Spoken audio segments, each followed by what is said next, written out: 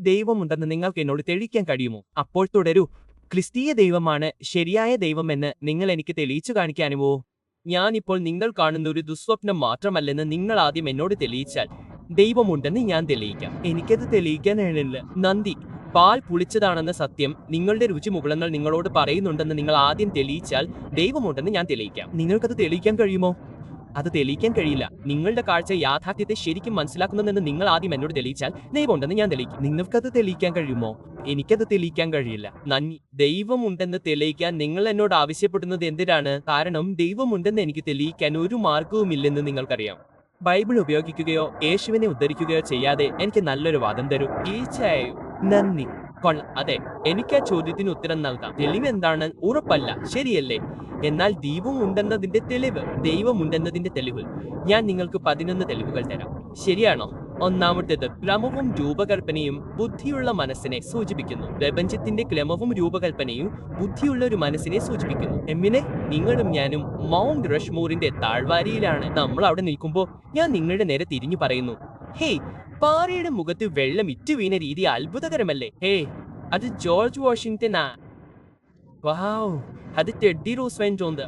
Mount റഷ്മോറിൽ ആകസ്മികമായി വെള്ളം ആ തലകൾ കൊത്തിയെടുത്തത് അത്ഭുതകരമല്ലേ? അതൊന്നും കാണിക്കുന്നുണ്ട്.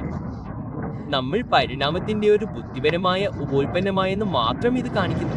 ഇല്ല, നിങ്ങൾക്ക് യാദൃശ്ചികമായി ക്രമവും രൂപകൽപ്പനയും ലഭിക്കില്ല സർ. അതിരും രൂപകൽപ്പനയും ഒരു ഡിസൈനറെയാണ് സൂചിപ്പിക്കുന്നത്. ഡിസൈനർ ജീനുകൾക്ക് ഒരു ഡിസൈനർ ആവശ്യമാണ്. ഈ മനുഷ്യൻ കൊള്ളാം, അവൻ കൊള്ളാം, എനിക്കവന് ഇഷ്ടമല്ല, പക്ഷെ കൊള്ളാം. ശരി, ഇത് വളരെ ലളിതമാണ്. രണ്ടാം പ്രധാന കാര്യമായി പറഞ്ഞാൽ പ്രപഞ്ചം ശാശ്വതമായ ഒന്നാണ്. അല്ല, അങ്ങനെയല്ല. ഒരു ബിഗ് ബാങ് ഉണ്ട്. അപ്പോൾ പ്രപഞ്ചം ശാശ്വതമല്ല. പ്രപഞ്ചത്തിനൊരു തുടക്കമുണ്ട്.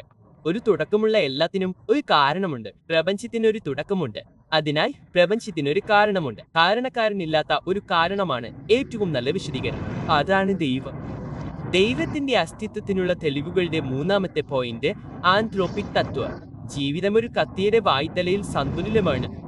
ഈ ഭൂമിയിൽ ജീവൻ നിലനിർത്താൻ അനുവദിക്കുന്ന നിരവധി ഘടകങ്ങളുണ്ട്. അതൊരു യാദൃശ്ചികമല്ല സർ.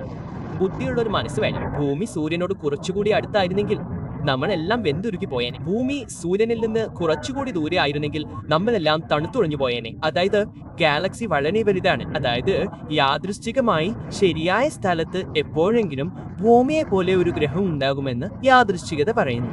സൂര്യന് ചുറ്റും തികച്ചും അനുയോജ്യമായ രീതിയിൽ ഒരു കോശത്തിന്റെ DNA ഒതുക്കി വെച്ചിട്ടുള്ള വിവരങ്ങളുടെ അളവിന് ഒരു ബുദ്ധിയുള്ള മനസ്സ് ആവശ്യമാണ്. നിങ്ങൾ നേരിടുമ്പോഴല്ല,